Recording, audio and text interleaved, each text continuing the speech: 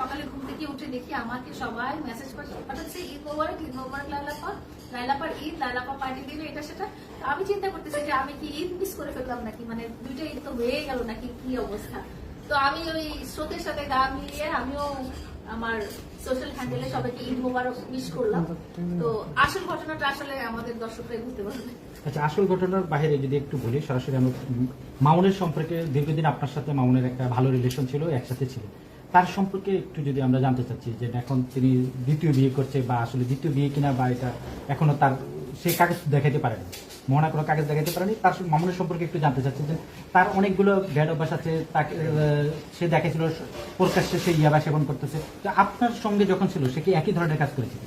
আমার আসলে ঘটনা কিন্তু পুনরাবৃত্তি হয়েছে। হ্যাঁ, আমার সাথে যে ঘটনা 2023 থেকে শুরু করেছিল সেই ঘটনারই 3 বছর পরে আসলে পুনরাবৃত্তি করেছে আরেকজন নারীর সাথে, সেম টু সেম ঘটনা। আমাকে যেভাবে ও প্রকাশ্যে নিয়ে এসেছিল যে ওর জীবন সঙ্গী হিসেবে, এবং আপনারাও ছিলেন এখানে, বারবার মারার পরেও আপনারা কিন্তু আমাদেরকে মিলিয়ে দিতে চেয়েছেন, কিন্তু আপনারাও চাচ্ছিলেন যে একটা সংসার টিকে থাকুক।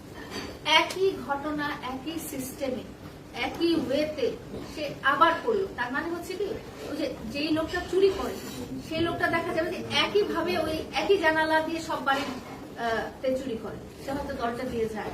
তো ওনার টেকনিকটা, মামুন বা তার পরিবারের প্রতারণার টেকনিকটা মনে হয় একই। কারণ এই নারীও তার চেয়ে বয়সে বড়, সেটা হোক 1 বছরে, সেটা হোক 2 বছরে। এই নারীও তার চেয়ে বয়সে বড়, এই নারীও ডিভোর্সি, এই নারীরও একটা সংসার আছে, এই নারীরও সাপোর্ট করার মতো পরিবারে কেউ নেই, এবং এই নারীরও বেশ কিছু সেভিংস বা টাকা পয়সা আছে। তো একইভাবে আপনারা যখন দেখেন মানুষ কাকে বিয়ে করে, মানুষ যখন একটা পুরুষ যখন জীবন সঙ্গী হিসেবে কাউকে বিয়ে করার জন্য চুজ করে, সেটা হোক প্রেমের বিয়ে, সেটা হোক অ্যারেঞ্জ ম্যারেজ, সেখানে সব পুরুষেরই সাধারণ একটা কমন জিনিস, নিজের বয়স থেকে 3 থেকে 5 বছরের ছোট কাউকে বিয়ে করবে। হ্যাঁ, এরকম কাউকে। ডিভোর্স কাউকে কিন্তু কেউ সহজে বিয়ে করে না, আমাদের সমাজেও না, বিদেশেও না। যখন জানে যে একটা মহিলা তার আগে সংসার ছিল, সেই নারীটাকে কিন্তু কেউ সহজে বিয়ে করতে চায় না। সেই এর কারণ দুনিয়াতে তো মেয়ের কোনো অভাব নাই। প্রিন্স মামুনের জন্য তো মেয়েরা বসেই থাকে, তার তো আরো মেয়ের অভাব নাই। আর প্রিন্স মামুনের মায়ের কথা, তারা যে পরিমাণ জমিদার, তাদের তো মানে কোনো সমস্যাই নেই। গ্রামের চেয়ারম্যানের মেয়ে থেকে শুরু করে শহরের কমিশনারের মেয়ে সবাই তার জন্য আগুন থাকার কথা, তাদের কথা হচ্ছে।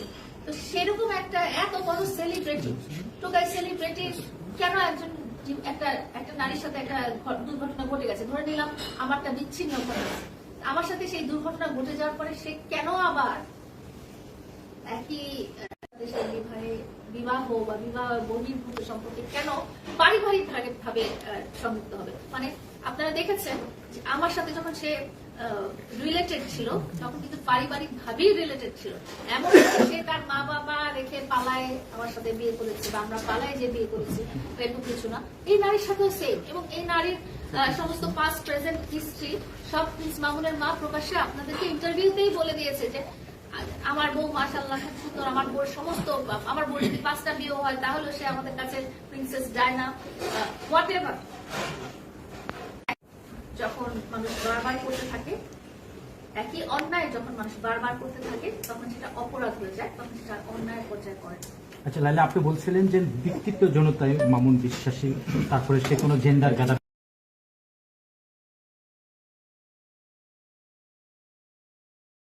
এটা কে? আর নামা ওটা বিকৃত যৌনাচারের ব্যাপারটা আমি জানতে পেরেছি আমি যখন তাকে প্রথম বাসা থেকে বিয়ে করে দিলাম 2024 সালে।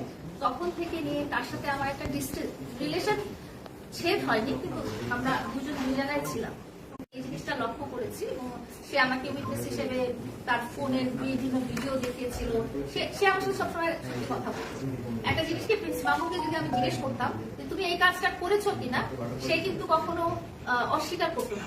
সে যতই খারাপ কাজ, যতই অপরাধমূলক কাজ করুক না কেন, সে আমাকে কখনোই লুকাতো না। কেন লুকাতো না আমি জানি না।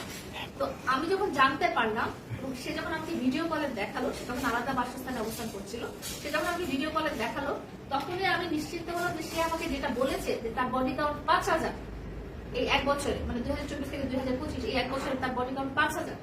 একটা বছরে মানুষ 5000টা নারীর সাথে সে শারীরিক সম্পর্ক করেছে। তখন আমার অবিশ্বাস করার কোনো কারণ নেই, কারণ আমি ভিডিও কলে দেখতে পাচ্ছি যে তার বিছানায় 4-5টা নারী শুয়ে আছে। এছাড়া আপনারা যদি জানেন যে আমার কাছে কিছু ছবি পাঠানো হয়েছিল যে সে কিছু মানে কাপড় চোপড় ছাড়া নারীর সাথে ছবি তুলতেছে ফ্যামিলি বাসায়, এবং অনিমিকা ছাড়াও আরো কিছু নারীর সাথে সে এই ধরনের সম্পর্কে লিপ্ত ছিল, এই ধরনের প্রমাণ এবং ছবি আমরা দেখেছি, আপনারাও দেখেছেন। তো আমার তাকে অবিশ্বাস করার কোনো কারণই নাই। এবং আমি শুধু পরবর্তীতে দেখেছি যে সে শুধু নারী না, সে পুরুষদের সাথেও এই ধরনের সম্পর্কিত এবং স্পেশালি থার্ড জেন্ডারদের সাথে অনেক বেশি রিলেটেড। থার্ড জেন্ডারদের সাথে যারা ট্রান্স বাই, যারা, ওর জন্য কিন্তু আমার বাসায় 6টা কাজে দিচ্ছে, ওর সবকিছু দেখাশোনা করার জন্য। ও ঘুম থেকে উঠবে, ও খাবে, ও হাঁটতে যাবে, পার্কে যাবে, ও জিমে যাবে, ওর কোনো প্রমোশনাল ওয়ার্ক থাকে আমার সাথে বাইরে। আমার সাথে যখন সে ছিল একটা ডিসিপ্লিন লাইফের মধ্যে ছিল, সেখানে এই জিনিসগুলোর সুযোগ হতো না। কিন্তু যেহেতু এটা তার ব্লাডে মিশে আছে, মাদক গ্রহণ বা নারীর সাথে এই ধরনের সম্পর্ক, তো এটা সে আসলে তার মনে মনে সে মানে পরে একটা টাইমে যে সে আউটবাস্ট করলো যে আমাকে মারলো, যে কেন তাকে আমি মাদক খেতে যেতে দিতে চাই না বা নারীদের সঙ্গ দিতে চাই না, সেটা সে আউটবাস্ট করলো হিসেবে। আচ্ছা, সে যে মাদক, আসলে কি মাদকে সে আসক্ত ছিল?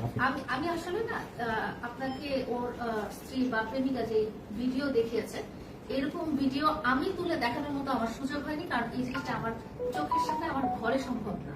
আমাকে দেখিয়েছে সে যখন নাইট ক্লাবে যেত, তখন আমি যখন তার সাথে ভিডিও কলে থাকতাম, তখন হয়তো আমি দেখেছি। আমার মনে আছে আমি কিন্তু আপনাদেরকে 2024-এ যখন সে আমার বাসা থেকে আমাকে বলছিলাম যে চলে যাও, তখন কিন্তু আপনাদেরকে আমি কয়েকটা ভিডিও ফুটেজ দিয়েছিলাম নাইট ক্লাবের। আমার ওই ধরনের ফুটেজই মানুষ আমাকে দিয়েছে বা সে ভিডিও কলের থেকে আমাকে দেখিয়েছে, কিন্তু আমার সামনে বসে সে মাদক গ্রহণ করেছে এরকম স্পর্ধা তার হয়নি। আচ্ছা, আরেকটা বিষয় হলো যে আপনার সঙ্গে আপনি এতদিন কেন বলেন?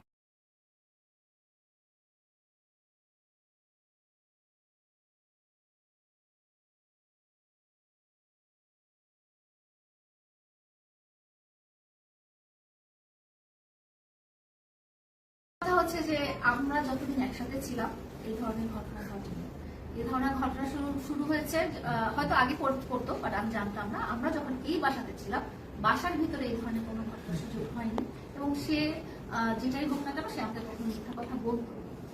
তো এই ঘটনা আমি দেখা শুরু করেছি যখন আমরা দুজন আলাদা হয়ে গেছি এবং আমরা দুজন দুই জায়গায় অবস্থান করছি, তখন থেকে এই ঘটনাগুলো শুরু হয়েছে।